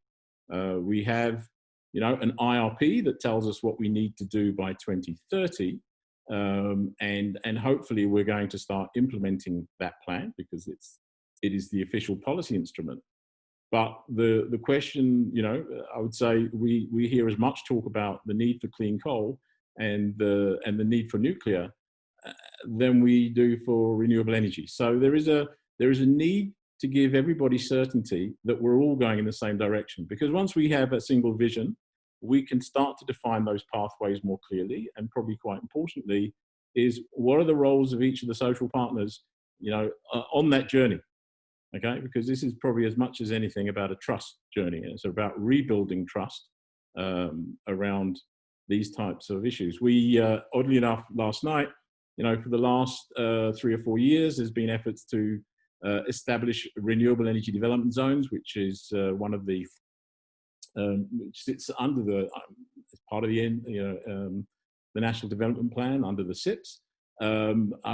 We've been involved or pushing for the last 3 or 4 years to get renewable energy development zones in these declining mining areas to try and encourage the building and deployment of wind and solar in those areas, and hopefully, given certainty, also industrialization.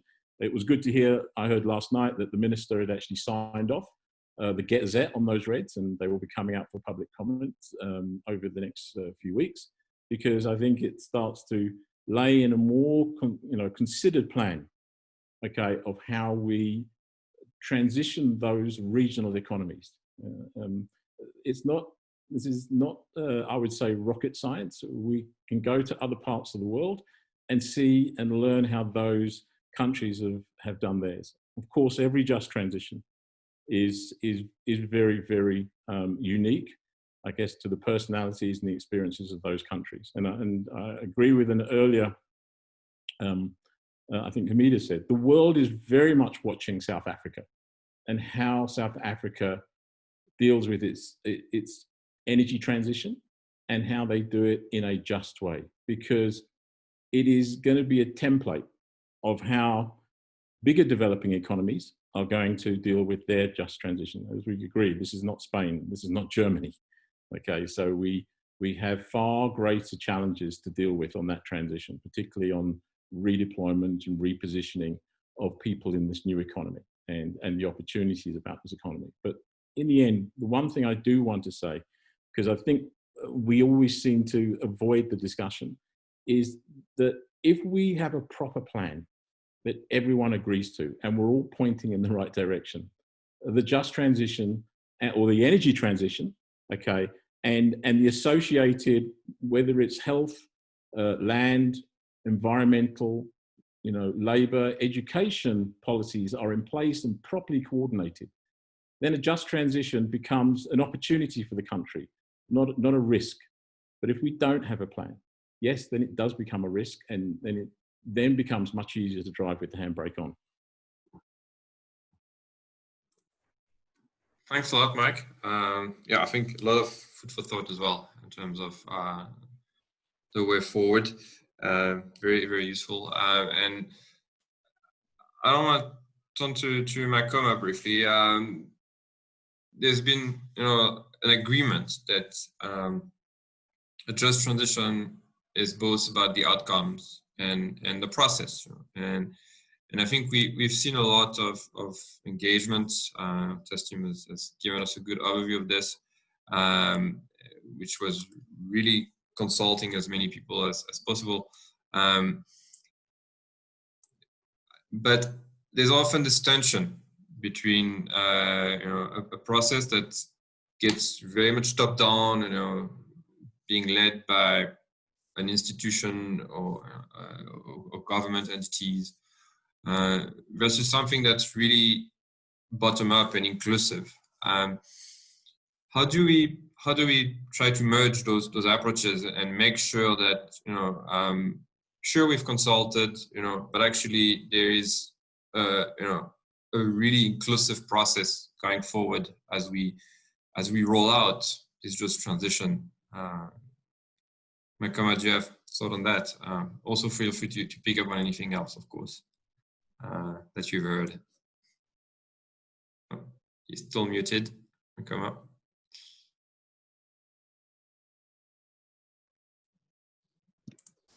Here we go. Okay, yeah, thanks very much for that. There was also a comment, I think when you talk about the process, there's been issues and problems around the bottom-up process and the top-down processes. What we've seen activists in different areas pursuing options of rehabilitation in their areas that has been caused by either the legacy or kind of current projects in their particular areas.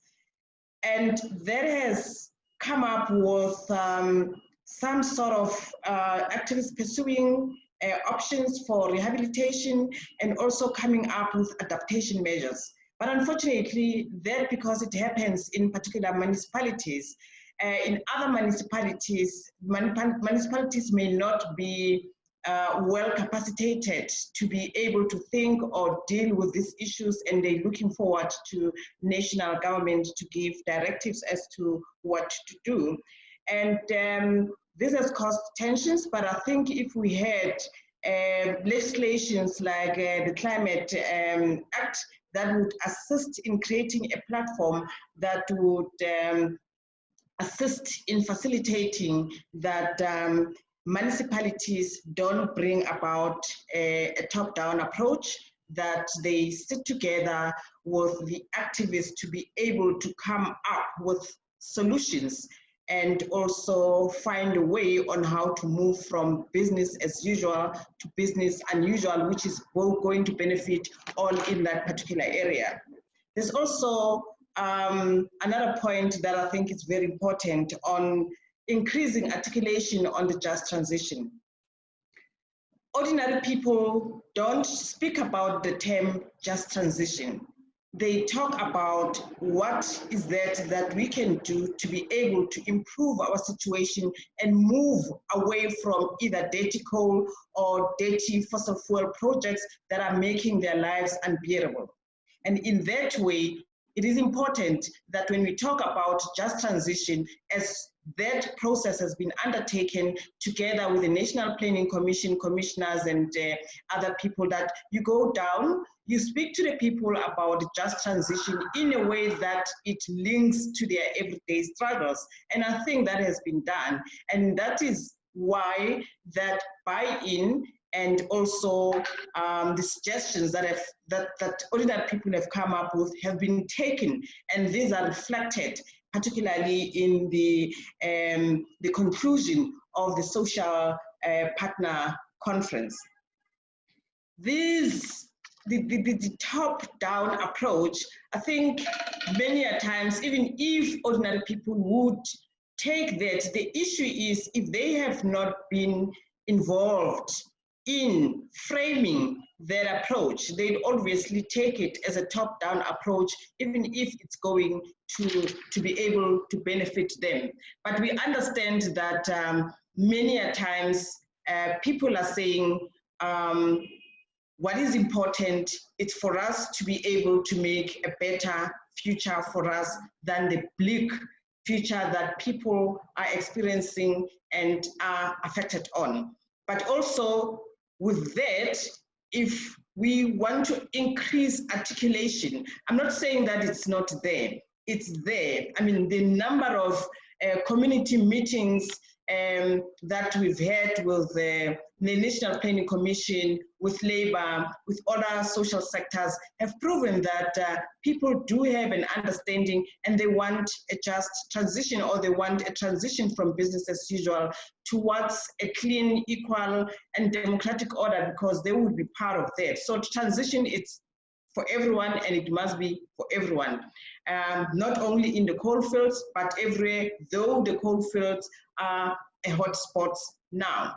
And from some of the points that Hameda has brought up, I think from the stance of ordinary people and the stance of ordinary South Africans, there's a support for the call of the trade unions for a just transition and an equal and democratic order. And workers and local communities, we all agree, have carried the cost of the creation of the coal-based economy. So we should not be made to carry the cost of the transition away from coal. So financing is important, and also financing and initiatives that come up with different ways. For an example, when people are in an adaptation mode or right now in their adaptation measures, they most of them use the indigenous knowledge systems, which many a times don't even require financing at all. It's what people can derive or learn from what has been done in the past by their forefathers, which normally that is being carried by oral tradition. But then I think the importance of a just transition is that it must be a public initiative driven by both communities, by workers, and even supported by governments.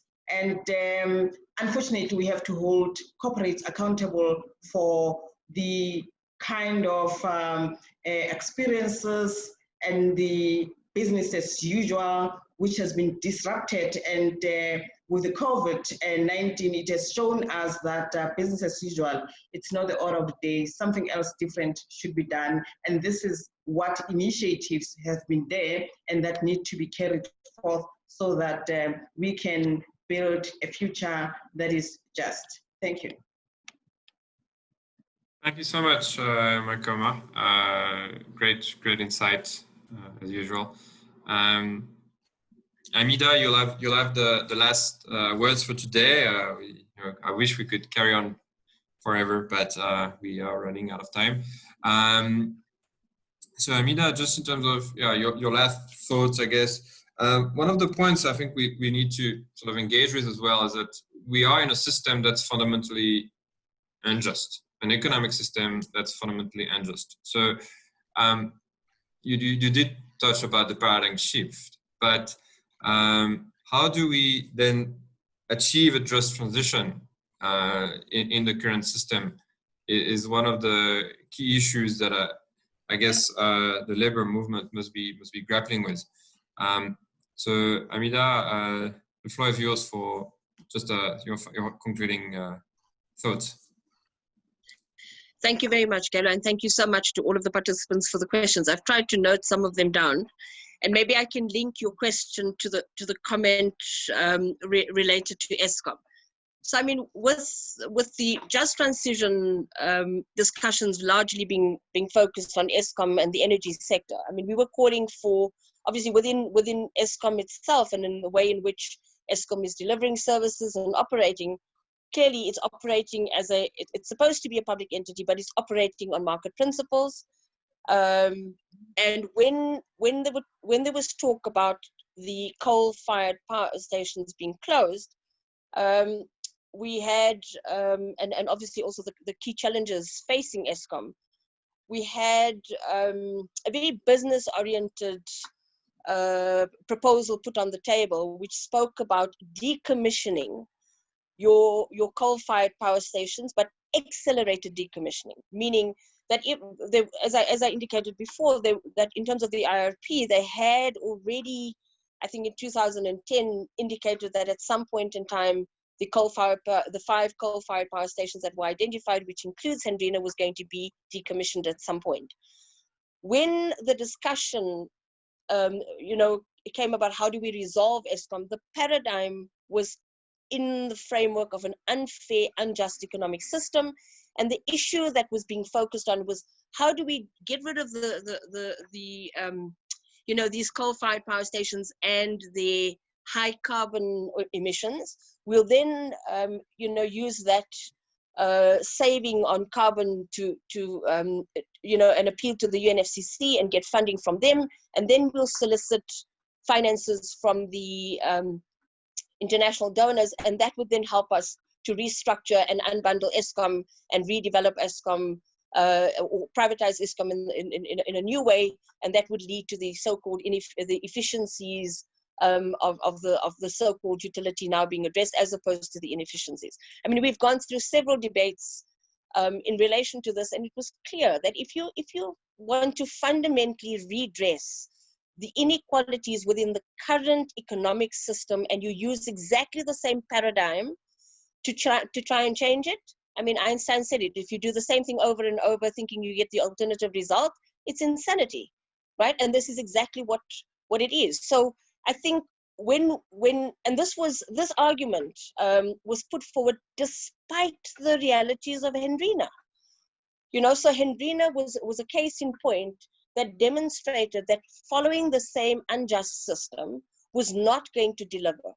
I think what's sad for us as Labour, and I think there's been agitation from various groupings, civil society organizations, and different parts of Labour agitating to say that in actual fact, decommissioning at all costs without recognizing the consequences is not just at all.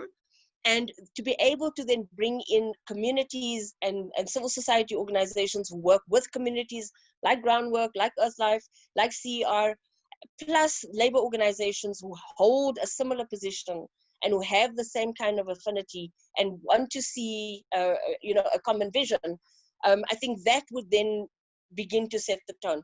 I think going back to the point that was, I mean, I think it was a sentiment that was reiterated by all the iterated by all of the panelists. I mean, in the current challenges that we're facing, and with an economic system that has brought us austerity, I think there was a question that said, how does science link to the issues of a just transition? I think if you look at the science in relation to climate change, and if you look at the current capitalist system, which is premised on wastage and high carbon intensive development, science is showing undoubtedly that you need another system.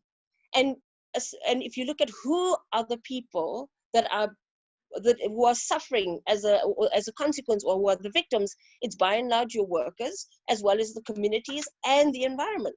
So science is actually one of the, if you want, rather than just from an economic or a Marxist socialist kind of theoretical orientation, science itself is demonstrating that the current system under which capital is operating is actually not conducive, not socially, not economically, not environmentally, and definitely not in relation to us as human beings. So I think the just transition, taking cognizance of all of the key elements of, as Tasneem pointed out, just, but putting workers at the central point to be able to move in that direction, premised from a labor perspective, obviously coming from an anti-capitalist and an eco-socialist kind of perspective, at least moving towards a different world, a different form of manufacturing is absolutely imperative.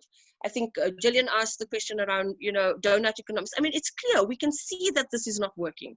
And I think for us as South Africans, the key point is, at this current point, the macroeconomic policy that we're embarking on is not salvaging the situation. It's not going to make a just transition possible. And despite all of the strategies that are there, unless we can draw commonalities and cohesion amongst us, that's regardless of what our political paradigm or political economic paradigm is, whether you're Marxist or socialist or an environmentalist or a humanist. I mean, if we can recognize that there's something fundamentally wrong, and that and the key problems with the system needs to be addressed, and that there are elements, not all of it, but elements within a just transition principle that most of us can at least galvanize around, then I think cohesion and collaboration in relation to that is what's going to drive us. Individual engagements is not going to work. International finance and banks, for the moment, I think are just going to exacerbate the problem. We need to take root of what of the problems that are facing us, but we also need to find, I mean, we were able to engage the apartheid state in a very conducive way by actually pulling together our common grounds to want to usurp a government that was completely and utterly unequal and oppressive. And I think we need a similar kind of galvanizing of common visions, of common perspectives, and that's the only way in which we're going to actually transition. And hopefully through that process, I think there will be certain groups within our labor movements that will lead and support us. And I think as we move forward and we demonstrate that a different alternative or a different world or alternative is possible with really positive results, I think we will then, that would then speak, it will basically be your truth to power, and hopefully bring a lot of the comrades along. I also want to raise the issue, I mean, somebody had raised the issue around biofuels. I think in a context where we're struggling, where we've seen how millions, thousands and thousands of people have been queuing for food parcels. I mean, there's no logic to want to invest in biofuels when you need to actually be investing in food for people to eat. Our people, the current situation in South Africa is absolutely dire. Food sovereignty has been lost. We've got the majority of the people that are starving. So I think it's really, really important that when it comes to placing perspective and priority, that all of us need to be articulating and advocating for a just cause. And I think it also speaks to the point that we wouldn't see biofuels as a just transition sector in the agricultural sector, because it won't deliver, and it won't be a conducive usage of very limited finances at the moment, noting government's budget. Thanks. Thanks so much. Thoughts, somewhat a few minutes behind schedule, but I really want to thank you all the panelists for really some excellent and robust discussion. I think we all wish we could carry on. I think we really went deep into some of those issues, highlighting some of the fault lines, some of the possible areas of convergence.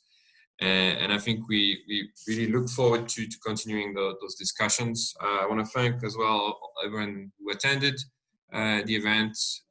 We had really an overwhelming response, and we're thankful for that. I think it is very topical and very important for the country. We will share the presentation from Mohamed, as well as the recording will be available, as well as the documents that have been mentioned from the NPC and any other documents that we can circulate. We really look forward to seeing you at our next engagement. We will be having a series of engagements around the just transition going forward in the coming months, as well as other events that TIPS organizes regularly. We will be having our TIPS forum in the coming weeks, but also a number of other development dialogues. On behalf of TIPS and on behalf of everyone here today, thank you again, and see you next time.